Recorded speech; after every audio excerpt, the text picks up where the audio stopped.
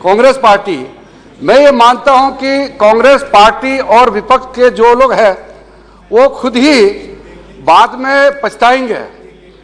I want to tell on record that the opposition party will regret that this no confidence motion is brought in a wrong timing and a very in a wrong manner।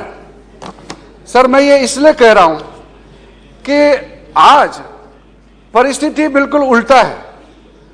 आज भारत का छवि विश्व में बहुत तेजी से आगे बढ़ रहा है और भारत के प्रधानमंत्री नरेंद्र मोदी जी का कद पूरे दुनिया में सब ये मानते हैं कि आज के दिन में भारत और भारत का प्रधानमंत्री नरेंद्र मोदी जी पूरा विश्व को नेतृत्व दे सकते हैं, ये सब मानते हैं। और आज बड़े बड़े देश के लोग इंडिया में आते हैं, भारत में आकर के भारत के साथ काम करना चाहते हैं। इस वक्त G20 का अध्यक्षता भी भारत कर रहे हैं और हर एक राज्य में G20 का बैठक भी चल रही है और पूरा देश, भारत के कोने कोने में जितने लोग बसे हुए हैं और भारत के बाहर भी जितने भारतीय लोग हैं, ये मानते हैं कि नरेंद्र मोदी जी का नेतृत्व इस देश को 2047 में पूर्ण रूप से एक विकसित राष्ट्र बनाने का नेतृत्व दे रहे हैं। और ऐसा समय में मोदी जी का और इस सरकार का साथ देने की जगह ये उल्टा अविश्वास प्रस्ताव ला रहे हैं। इसलिए मैं कह रहा हूं कि कहीं ना कहीं कांग्रेस पार्टी और विपक्ष आगे जाकर के पछताएगा कि कितने गलत समय और गलत तरीके से अविश्वास प्रस्ताव लाया है। सर, मैं 2004 से इस सदन का सदस्य होने के नाते मैंने कुछ दृश्य देखा है और हम जब वहां बैठते थे ऑपोजिशन के रूप में और कांग्रेस पार्टी 2004 में 145 सीट जीत के आई थे, भारतीय जनता पार्टी के पास 138, 138 हमारे पास थे, 145 कांग्रेस के पास थे और सिर्फ 7 सीट का फर्क था। 14वीं लोकसभा में कम्युनिस्ट पार्टी जो टोटल लेफ्ट फ्रंट है उनका संख्या 63 थे और लेफ्ट फ्रंट के सपोर्ट से कांग्रेस ने सरकार बनाई यूपीए 1। और उस समय हमने देखा है, आज हम लोगों कहते हैं कि हम लोग अपना दल एनडीए दल को पूछते नहीं है, इज्जत नहीं देते हैं।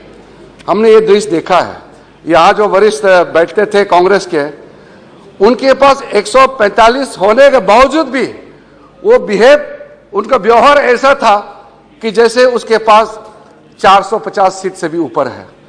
जब कम्युनिस्ट पार्टी यहाँ से ऑब्जेक्शन करते थे तब भी कम्युनिस्ट पार्टी को इंसल्ट करते थे, तुम जो बोलना है बोलते रहो, हम जो करना करेंगे।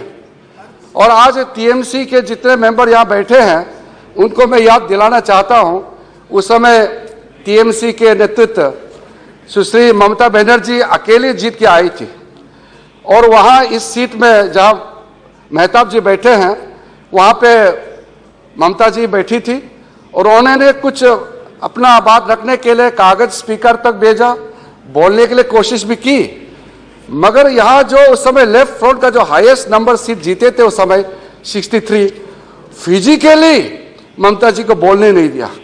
और यहाँ तक जब ममता जी बार बार बोलने का कोशिश किया, नोकझोंक हुई और पूरे फिजिकली, मुझे आज भी वो दृश्य याद है, पूरे कम्युनिस्ट के पार्टी पूरा टूट पड़ा फिजिकली।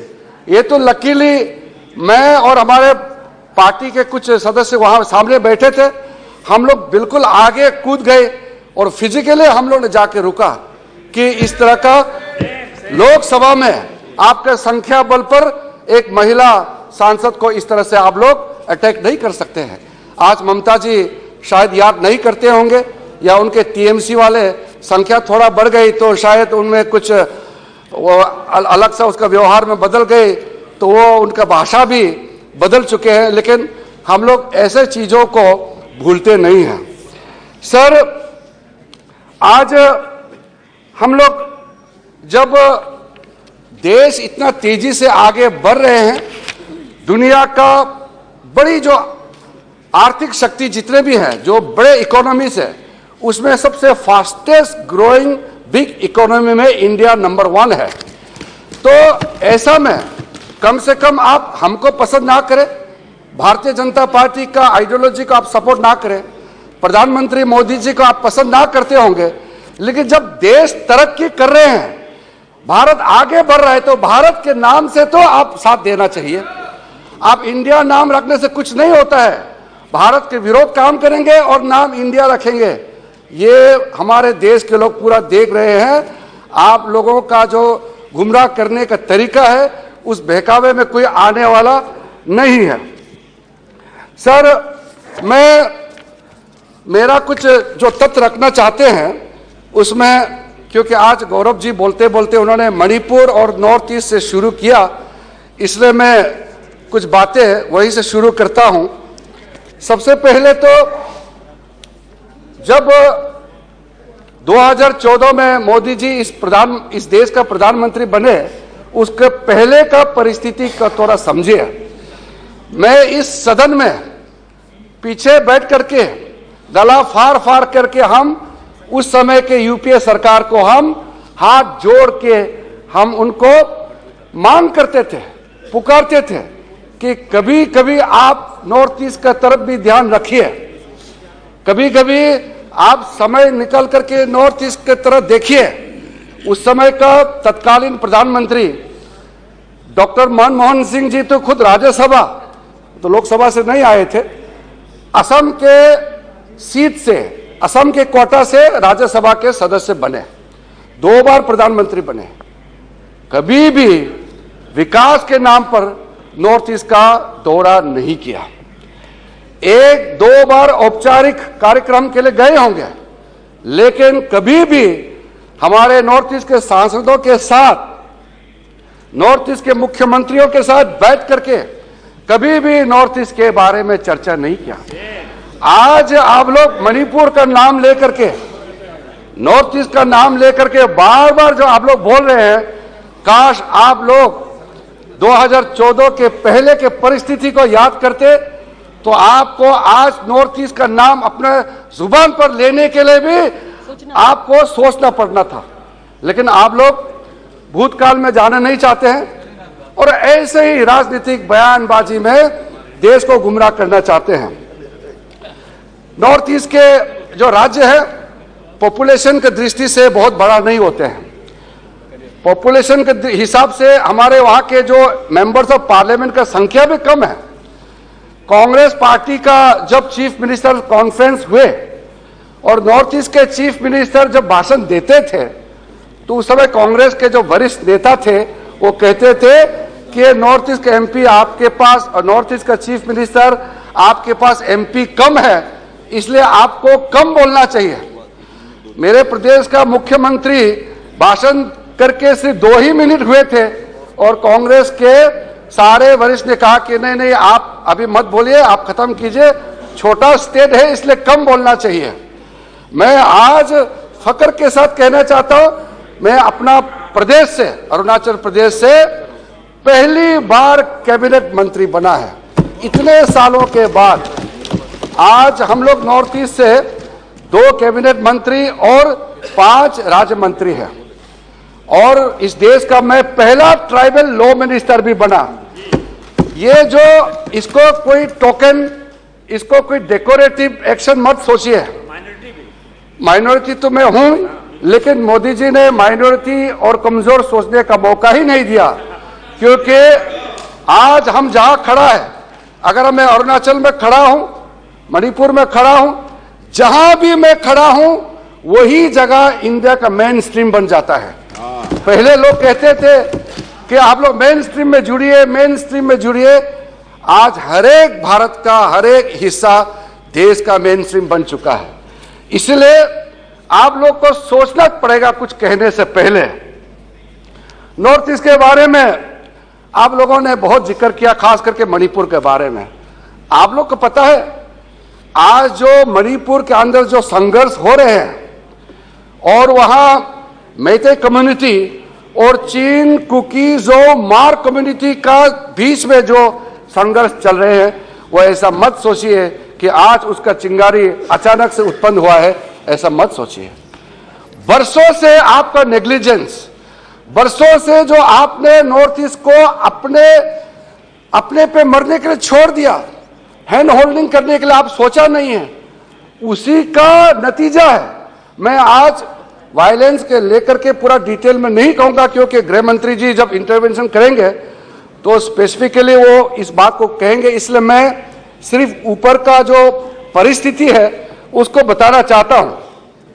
मणिपुर के अंदर में हमारा देश का सबसे ज्यादा मिलिटेंसी का ऑर्गेनाइजेशन का उत्पन्न हुआ, और आपको यह समझना पड़ेगा 2014 के बाद मोदी जी इस देश का जब प्रधानमंत्री के कुर्सी पर बैठे, उसके बाद एक भी पूरे नॉर्थ ईस्ट में नया कोई मिलिटेंसी गुट खड़ा नहीं हुआ।